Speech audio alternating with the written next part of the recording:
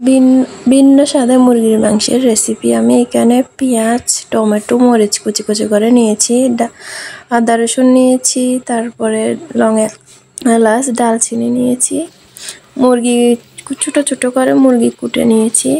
এবার একটা ফ্রাই প্যানে সব উপকরণগুলো দিয়ে দিব, একটু ভালোভাবে নেড়ে ছেড়ে একটু লবণ দিয়ে দিব, আর একটু নেড়ে দেওয়া হয়ে গেলে আমি এখানে মুরগিতে রসুন, আদা, লং এলাচ, দারুচিনি দিয়ে দিব, আবার ধনিয়া দিয়ে দিব, হলুদের গুঁড়া, মরিচের গুঁড়া দিয়ে দিব।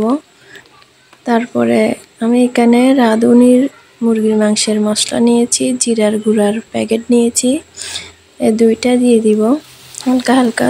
তারপরে আর একটু নেড়ে দেব পেঁয়াজ, টমেটো, মরিচ, তারপরে হাতে ম্যারিনেট করে নেওয়া মুরগিগুলো মাখিয়ে নেওয়া হয়ে গেলে আমি চুলাতে দিয়ে দেওয়ার পর একটু নেড়ে ছেড়ে কষিয়ে নেব।